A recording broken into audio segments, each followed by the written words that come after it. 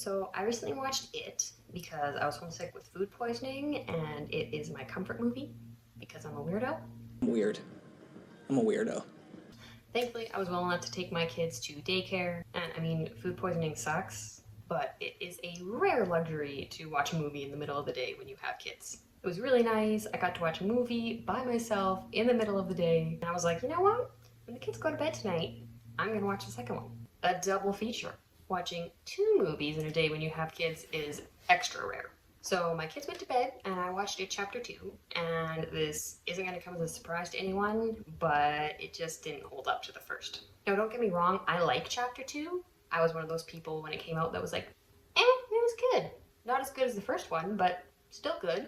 But the thing is, the more times I see it, the worse I think it gets. So, with all that said, I'm Renelle Mason. This is Ronnie Watches Movies, and today we are going to talk about It. It was so much more than just a horror movie. When I tell people that this is one of my favorite movies, they're like, really?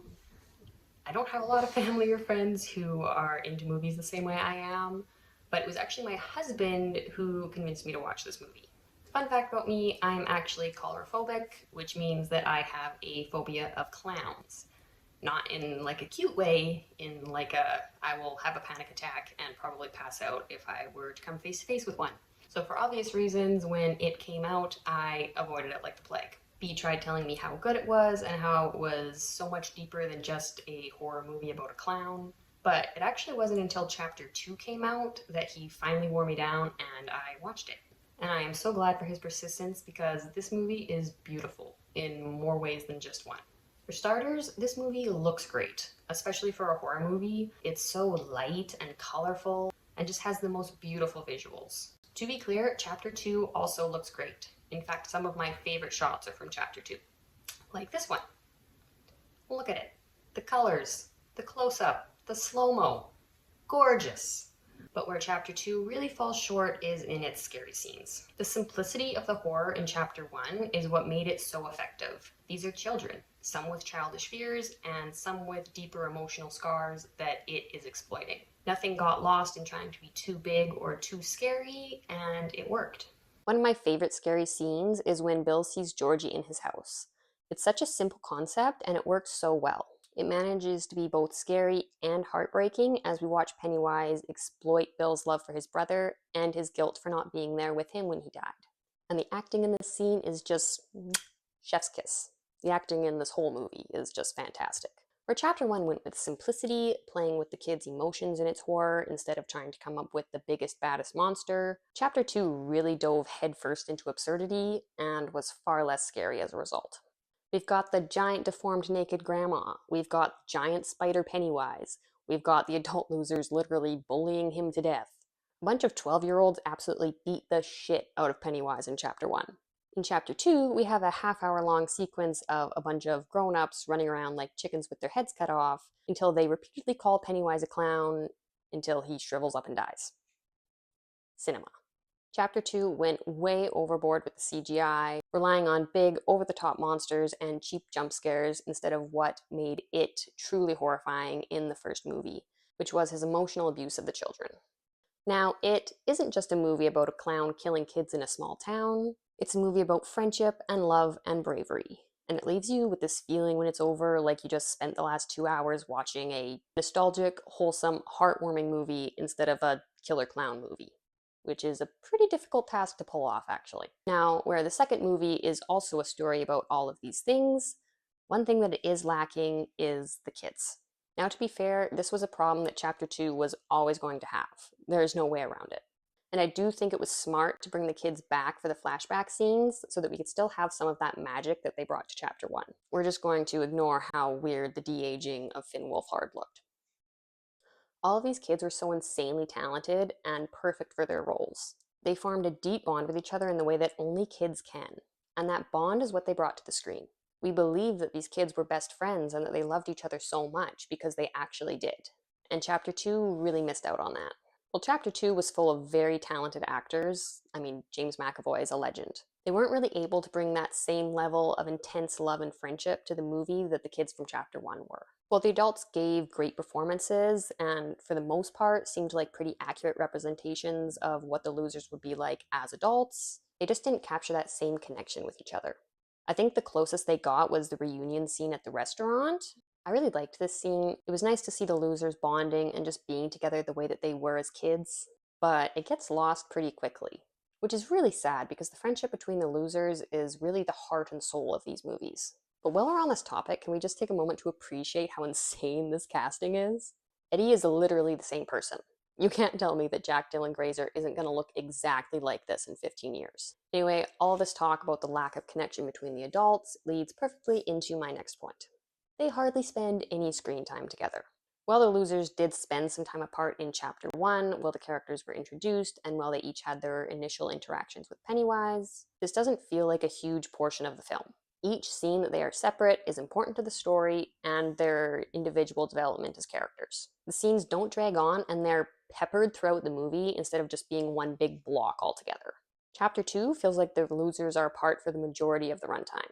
They're each introduced separately so that we can see where they are as adults, which makes sense. Then they each go their separate ways to find their tokens for the Ritual of Chud, which doesn't make sense. And then they're even separated during their final battle with Pennywise, which doesn't not make sense. But they've already spent so much time separated during the runtime of this movie that having them be apart during a time where they really should be coming together just feels a little bit exhausting. And having all of this separation really only exacerbates the problem that they were already having with the lack of connection between the adults. Maybe if they had all shared more screen time together, they would have been able to make us feel a stronger connection. Another problem brought on by this is that the movie can really drag on subsequent viewings. So much of this movie feels unnecessary, and that on top of an almost 3-hour runtime can make this a bit of a chore of a rewatch. Now, one good thing to come from the losers being separated during their final showdown with Pennywise is the scene where Bill confronts his guilt surrounding Georgie's death. I actually really love the structure of the scene. I love Bill seeing himself as a child again, and all of the pressure and self-hatred that he's been forcing on himself that makes him realize that it was never his fault. Now, the symbolism for healing your inner child may be a little bit on the nose here, but I actually think this is a really powerful and effective scene. The problem is, no other character gets a scene like this. All of the other characters are just shown at the end of the movie going on with their lives, and we're supposed to assume that they're all emotionally healed and whatnot, but we never actually get to see it. And I do get that Bill is kind of the core of the movie and the core of the Losers Club, and so his resolution is the most important. But then it also feels like a waste of time to have the trauma of all the other losers set up for us when we never get to see its resolution. Don't make it important if you're not going to make it important, you know? A little less time spent on flashbacks and token hunting, and a little more time spent on emotional healing of the loser's childhood trauma might have made this film feel a bit more effective, I think. Now, my final complaint is about the love triangle. This triangle was super effective in Chapter 1, but in Chapter 2 it just felt kind of juvenile.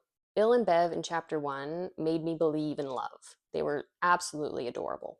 And neither of the romances between the adults came anywhere close to what Jaden Martell and Sophia Lillis were able to pull off in the first movie. For starters, in Chapter 2, it seems pretty clear that Bev is still into Bill, and I think that was done relatively well. You see all these feelings kind of resurface from her childhood love, and it's sweet. But for the most part, Bill just seems kind of indifferent. Then there's also the Ben problem. The dynamic between these three works really well in the first movie, and Ben's feelings are wonderfully complex and heartbreaking. He's just a kid who's in love with a girl, and he has to watch her be in love with someone else. And the complexity comes in with the fact that he also loves Bill. Not in the same way, obviously, but it makes things difficult for him because he can't even hate Bill or really be angry at him for being with Beverly, because he loves him. And I think that this is something that most people can probably relate to, that feeling when you're young of liking someone who likes someone else, and the feelings of jealousy and inadequacy that that can bring up. The problem arises when these three have the same dynamic as adults. Ben's struggle with his jealousy and his love for both Bev and Bill, instead of earning our sympathy, just seems childish. It's been 27 years. You're an adult. Grow up. Now, the second problem I have with this triangle is, why does Bev choose Ben the second time around? It's important to note that in Chapter 1, Bev knows that it was Ben who wrote her the poem at the end of the movie, and yet she still chooses Bill. By the time she found out, it was too late. She had already fallen for Bill. And the poem, while meaningful to her, didn't change her feelings. Chapter 2 follows the same progression. She doesn't find out who wrote the poem until the end of the movie. But this time, she chooses Ben. Why? I don't think this is the wrong choice. I've already explained that I don't think her and Bill had the same chemistry in chapter 2 that they did in chapter 1. But if she's going to do a 180 and go with Ben, I need a reason. I need to see her looking at Ben in a different light and appreciating things about him throughout the movie before she finds out about the poem. Otherwise, it just feels cheap. So those are my thoughts on the It movies. Like I said at the beginning, I do actually like chapter 2. I know it might not seem like it after this video, but when compared to chapter 1, it really is a bit of a disappointment. I would love to hear your thoughts on the movies down below. Please give this video a like if you made it all the way to the end, and consider subscribing if you love movies as much as I do. I'm trying to hit 50 subscribers, so forget I did that. Anywho, that's all I've got for today. I will see you all next time.